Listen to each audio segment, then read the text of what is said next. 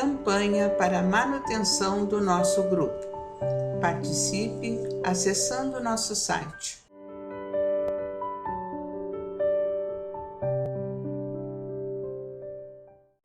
Olá, amigos! Estamos mais uma vez aqui para dar prosseguimento à leitura do nosso livro Missionários da Luz, pelo espírito de André Luiz, na psicografia do saudoso, Francisco Cândido Xavier. Saúdo os trabalhadores, simpatizantes, amigos do Grupo Espírita Francisco Xavier, que vem acompanhando os nossos trabalhos. Continue acessando o nosso canal, sempre dando uma curtida aos nossos trabalhos. Hoje, meus amados, nós vamos iniciar o capítulo 14. Mas antes eu vou fazer o comentário do 13, que foi um capítulo bem longo, Fizemos em 5 partes da reencarnação do Segismundo. Foi muito lindo esse trabalho, linda lição, de como se processa a reencarnação, o trabalho da espiritualidade, trazendo a tarefa daquele corpo, daquele espírito, no corpinho de Raquel, Muito lindo. A formação de todo aquele contexto foi uma lição muito grande, Hoje, o capítulo 14, a primeira parte, é proteção. Então, vamos lá. No dia imediato, logo que descansei dos meus quefazeres cotidianos, atinentes à tarefa comum, regressei ansioso ao lar de Raquel. Era noite alta, encontrando ali o amigo fiel de Segismundo e os espíritos construtores, operando na intimidade afetuosa que caracteriza as reuniões de entidades superiores. Vejam só que coisa bem abençoada. A proteção, que um espírito tem merecimento de receber, mesmo na sua recente concepção do espírito, do corpo, mesmo chegando no planeta nesse momento, no início de tudo. Que coisa linda, meus irmãos? Vamos lá. Apuleio, o chefe, recebeu-me com afabilidade. A esposa de Adelino, ao contrário da véspera, não passava bem fisicamente. Embora mantivesse o corpo em posição de repouso, estava superexcitada, inquieta. Olha só.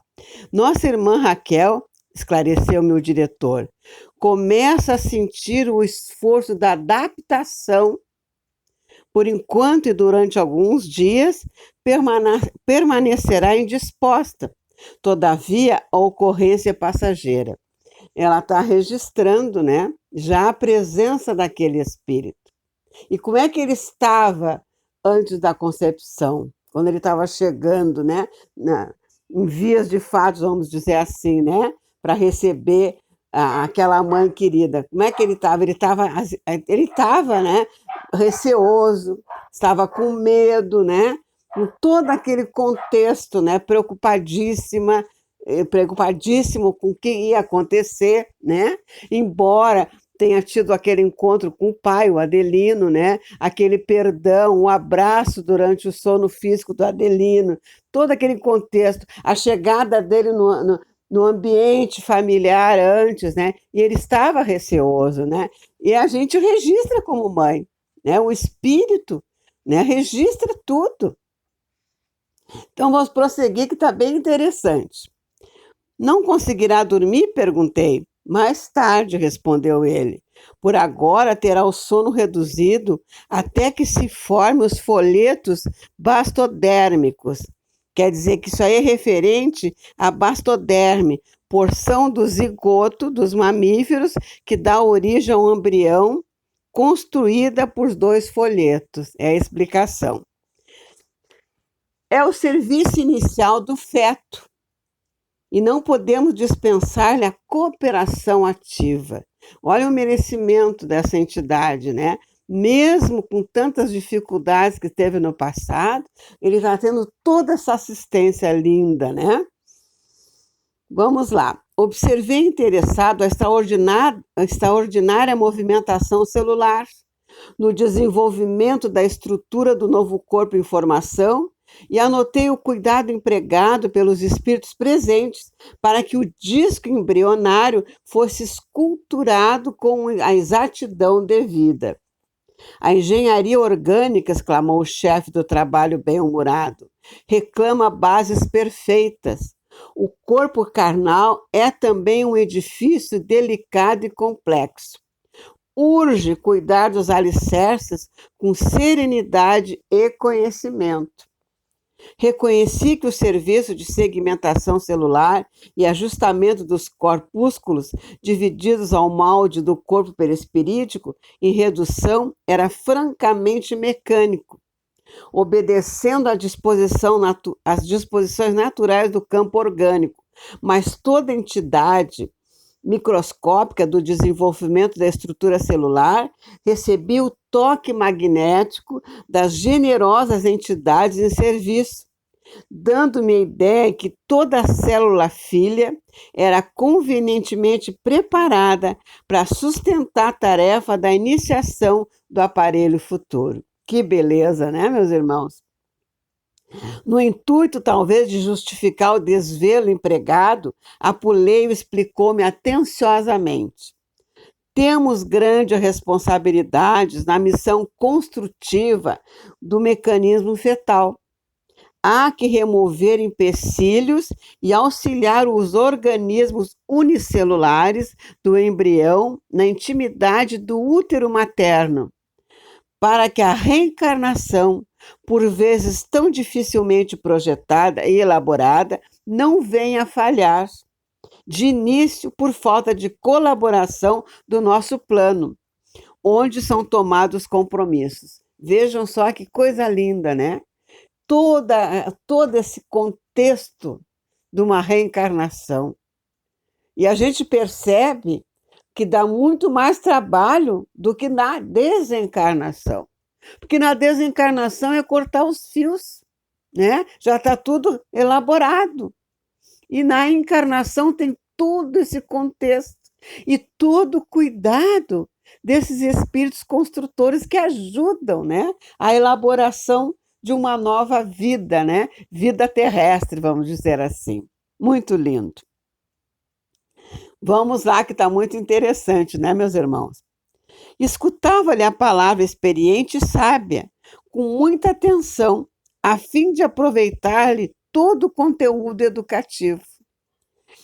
Em razão disso, prosseguiu ele, o aborto muito raramente se verifica obedecendo à causa da nossa esfera de ação.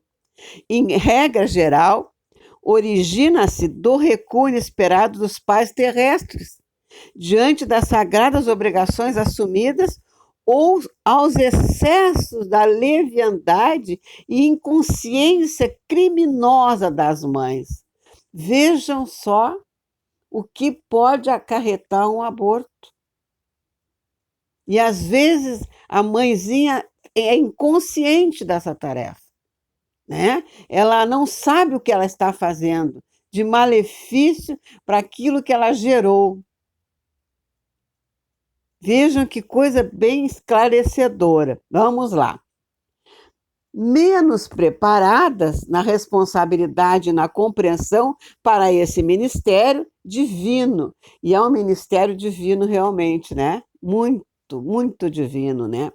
Entretanto, mesmo aí, encontrando vasos maternais menos dignos, tudo fazemos, por nossa vez, para opor-lhes a resistência aos projetos de fuga ao dever. O trabalho deles, né, meus irmãos? Quando essa fuga representa mero capricho da irresponsabilidade, sem qualquer base em programas edificantes.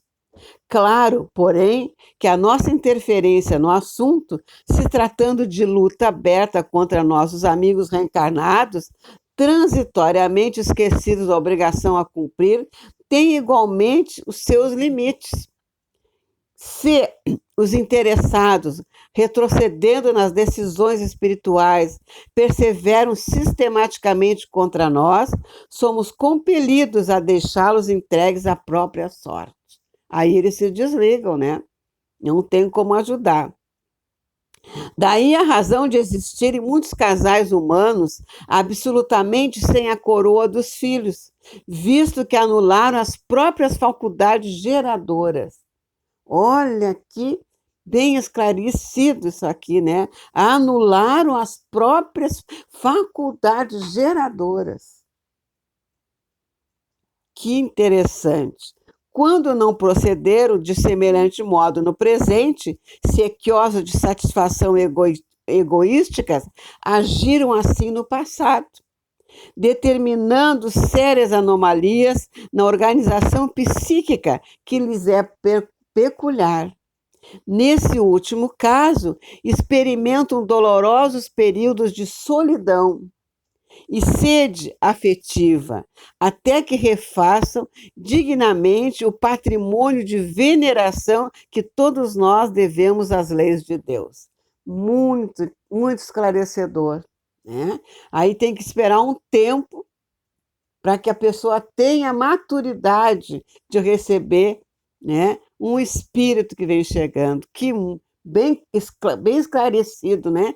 Isso aqui, muito lindo. Mas vamos lá. As definições dos chefes dos construtores aclaravam meu raciocínio referente a graves problemas da luta humana. Interessado em aprender, cooperando, busquei tomar a posição do trabalhador, procurando o serviço que me competia no campo de auxílio magnético às organizações celulares. Mais tarde, porém, antes de me retirar, aproximei-me do diretor a fim de recolher algumas informações. Impressionava-me certas minudências do trabalho que se levava a efeito na noite anterior. Por que processo conseguira localizar a ligação inicial de Segismundo ao futuro corpo nos órgãos geradores de Raquel? E o problema do elemento masculino mais apto? Em todos os casos de fecundação, amigos da condição de um Alexandre deveriam funcionar no serviço de escolha? Apuleio ouviu-me com benevolência que caracteriza as entidades elevadas e informou: passividade não significa ausência de cooperação. Quando Raquel aceitou a tarefa maternal, fê-lo com decisão e obediência construtiva. Ela recebeu Segismundo em seu organismo perispiritual e, mobilizando os poderes naturais de sua mente, situou-lhe o molde vivo na esfera uterina, com a mesma espontaneidade de outros processos orgânicos.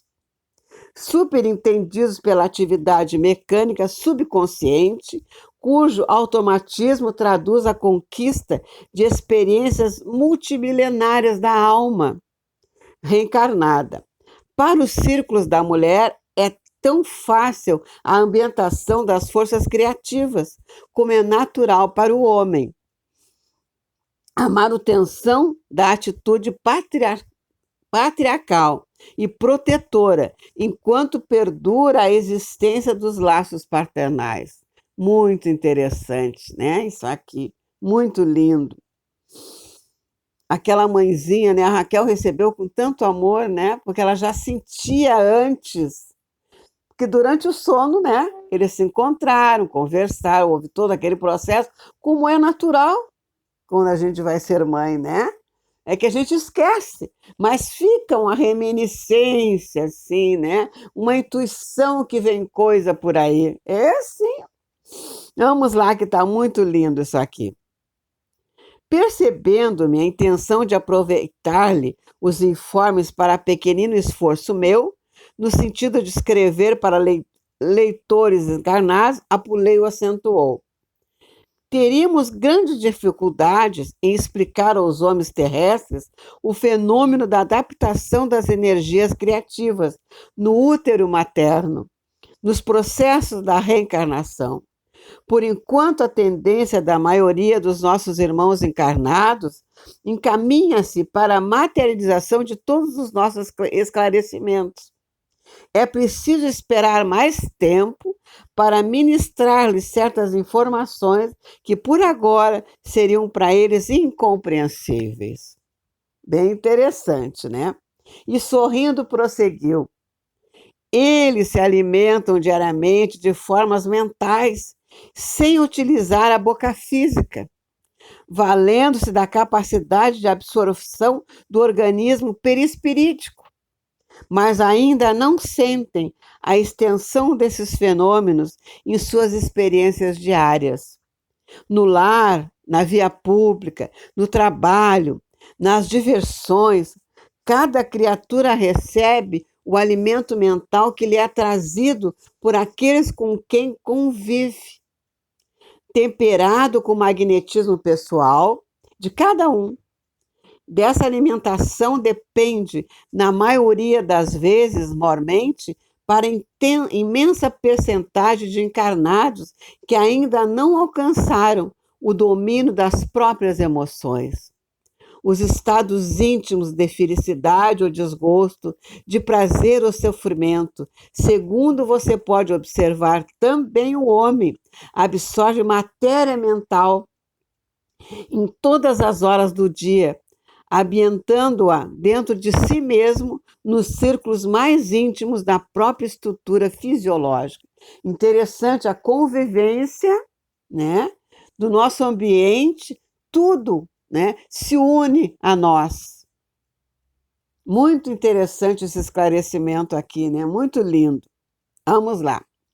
O chefe dos construtores fixou-me bem murmurado a expressão de surpresa ao lhe receber elucidações tão simples em assunto tão complexo e acrescentou: em sua experiência última na crosta, quando enxergava os fluidos carnais, nunca sentiu a perturbação do fígado depois de um atrito verbal? Jamais experimentou o desequilíbrio momentâneo do coração recebendo uma notícia angustiosa? Por que a desarmonia orgânica, se a hora em curso era muitas vezes de satisfação e felicidade? É que, em tais momentos, o homem recebe certa quantidade de força mental em seu campo de pensamento, como o fio recebe a carga de eletricidade positiva. O ponto de recepção está efetivamente no cérebro, mas se a criatura não está identificada com a lei de domínio emotivo, que manda selecionar as emissões que chegam até nós, ambientará a força perturbadora dentro de si mesmo, na intimidade das células orgânicas, com grande prejuízo nas zonas vulneráveis. Muito interessante, porque nós temos reações. A irritação, por exemplo. O que a irritação faz no nosso organismo físico? Bem como ele colocou aqui a questão do fígado. Muitas vezes, quando a gente se irrita por uma besteirinha, que são aquelas alfinetadas do dia a dia, né, meus irmãos? E a gente percebe que o nosso estômago, assim, né, a nossa parte gástrica não fica bem. Quantas vezes, né, nós recebemos essa carga de emoção e o que é que acontece? O nosso organismo físico, ele tem uma reação. Quer ver outra coisa? As conversas fortes na hora da refeição, que é uma coisa que a gente tem que evitar muito. Até a televisão ligada com o noticiário, na hora que nós estamos comendo alguma coisa, né? Parece que daqui a pouco tu começa a sentir, eu acho que hoje a cozinheira não fez bem esse alimento, eu não estou muito legal, mas não é quem cozinhou, é a nossa própria reação dentro daquele contexto todo. Por que Jesus colocou, né, no seu evangelho de amor, que não é o que entra pela boca que faz mal, mas sim o que sai da boca?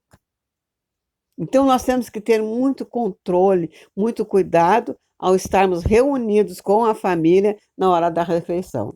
E aqui está bem claro como é que é, né? As nossas emoções. Está aqui. Se a gente não tem equilíbrio emocional, mesmo que ele te faça força, mas tu entra naquele contexto, daqui a pouquinho tu começa a perceber que não ficou bem. É muito interessante, né? Vamos lá. Apuleio, com muita serenidade, fez ligeiro intervalo e o considerou. Se é muito difícil explicar aos homens encarnados fatos rotineiros como esse a que nos referimos, repetidos com eles dezenas de vezes durante cada dia de luta carnal, como informá-los com exatidão e minúcias quanto à ambientação do molde vivo para edificação fetal na intimidade uterina? Olha a pergunta. Precisamos esperar pelo concurso do tempo para conjugar as nossas experiências. E tudo que a mãe sente, o feto, né? Aquele espírito que está ali, registra. Não importa se está no início da gestação, ele registra. Claro que registra, né? Animado com as elucidações recebidas, observei. Tem razão. Ainda hoje, embora a minha condição de desencarnado não me sinta à altura de receber determinadas notícias, sem alterações do meu campo emocional. Olha o que André está colocando, hein? Já com todo esse conhecimento. Muito bem, falou o diretor satisfeito. É que você está fazendo o longo curso do autodomínio. Somente depois dele saberá selecionar as forças que o procuram, ambientando nas zonas íntimas de sua alma apenas aquelas de teor reconfortante ou construtivo. Nós temos que saber escolher os nossos assuntos também, né, meus irmãos? Em seguida, fornecendo uma impressão de desejar manter-se dentro do assunto em exame, Apuleio prosseguiu. Quando as suas observações alusivas à colaboração de Alexandre na escolha do elemento masculino de fecundação, cumpre-me acentuar que não podemos contar com todos os casos como esse concurso, que depende do setor de merecimento. Tudo é merecimento, né, meus amados? Entretanto, quando o fator magnético não procede de cooperação elevada dessa ordem, devemos considerar que ele prevalece do mesmo modo, compreendendo-se que a esfera passiva está igualmente impregnada de energia de atração. Se o elemento masculino da fecundação está repleto de força positiva, o óvulo feminino está cheio de força receptiva, porque ele está recebendo, né?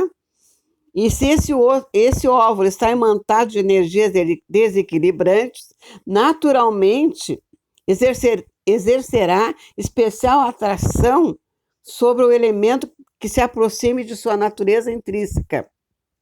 Em vista disso, meu amigo, a célula masculina que atinge o óvulo em primeiro lugar para fecundá-lo não é a mais apta em sentido de superioridade, mas em sentido de sintonia magnética. Que lindo, né? Em todos os casos de fecundação para o mundo das formas, esta é a lei pela qual os geneticistas do globo são muitas vezes surpreendidos com suas observações, em face das mudanças inesperadas da estrutura de vários tipos dentro das mesmas espécies. As células possuem também o seu individualismo magnético, algo independente no campo das manifestações vitais. Claro, né? Cada um tem o seu magnetismo, isso aí. Nesse ponto, o diretor sorriu, prosseguindo.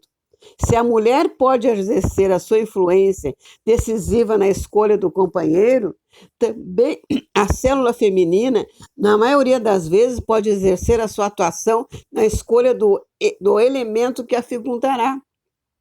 Claro que nos referimos aqui a problema de ciência física, sem alusão aos problemas espirituais das tarefas, missões ou provas necessárias. Tudo é um contexto, né? Identificando o silencioso gesto de interrogação, o diretor observou: sim, porque nas obrigações determinadas de certos espíritos na reencarnação, as autoridades de nossa esfera de luta dispõem de suficiente poder para interferir na lei biogenética, dentro de certos limites, ajustando-lhe as disposições a caminho dos objetivos especiais. Nesse momento, porém, nossa conversação foi interrompida. Pequeno grupo de entidades amigas pedia permissão de Apuleio fora da câmara de serviço. Muito gentil, o chefe do trabalho convidou-me a acompanhá-lo. Apresentou-me o grupo com desembaraço, constituindo-se de duas senhoras desencarnadas, amigas de Raquel, e de um amigo de Segismundo, desejosos de testemunhar afeto e dedicação na experiência em curso. Vinham de nossa colônia espiritual, em serviço de assistência a familiares detidos na crosta, e pretendiam aproveitar a oportunidade para a visita carinhosa. O diretor ouviu-nos atenciosos, bem-humorado, mas com imensa surpresa para mim, observou: como responsáveis pela organização primordial do novo corpo de carne de nosso irmão, Segismundo, agradecemos a atenção de todos, porém não podemos autorizar a visita. Olha que surpresa! A esta hora, estamos aproveitando o escasso tempo de harmonia relativa para que a mente maternal nos oferece para delicado serviço de magnetização celular mais urgente. E sorrindo afável acrescentou: depois do 21º dia, porém, quando o embrião atingir a configuração básica, nossos amigos podem ser visitados a qualquer hora, salientando que esse tempo, ambos, mãe e filho, conseguirão ausentar-se do corpo com facilidade. Por enquanto, nosso amigo Segismundo não pode afastar-se, e a nossa irmã Raquel, ainda mesmo em estado de sono físico, é obrigada a permanecer junto de nós a pequena distância. Veja que interessante, né?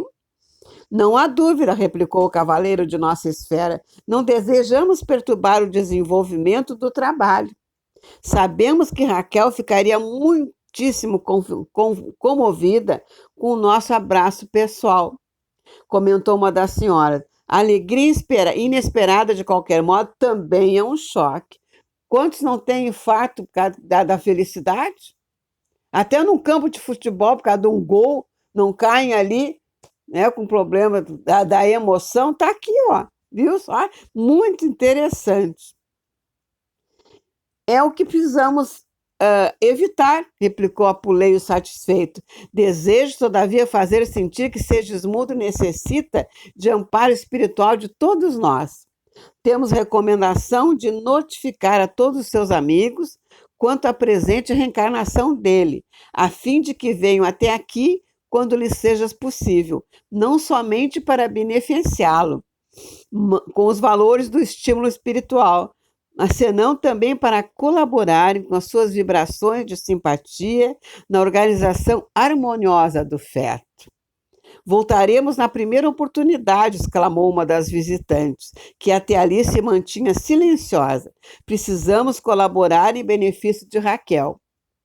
E acentuou sorridente: temos uma série de excursões espirituais para as próximas noites dela. Faremos tudo para oferecer um estado de alma confiante e feliz. Diversas amigas se encontram avisadas para esse fim. Muito bem, respondeu atencioso. Logo após, despediam-se os visitantes, enquanto eu registrava mais uma preciosa lição do plano espiritual. Muito lindo, né? E aqui encerramos essa primeira parte do capítulo 14. Vejam só quantas minúcias acontecem, quantos detalhes, né, para uma reencarnação. Até as visitas espirituais tem que ter a maturidade do feto e da mãe, né? Ali ele falou 21 dias após, né? Para poder receber as visitas espirituais, porque eles têm que sair do corpo para conversar. Então vejo que coisa bem linda, meus amados. Que trabalho desses construtores espirituais ao trazer um espírito para reencarnar. Então vejam, né? A colaboração, porque isso é providência divina, meus amados. E nós temos que agradecer sempre a vida, a nossa vida. Agradecer aos nossos pais que permitiram que aqui chegássemos, né? Então é isso aí, a gratidão acima de tudo. E assim encerramos o trabalho nesse momento tão lindo, né?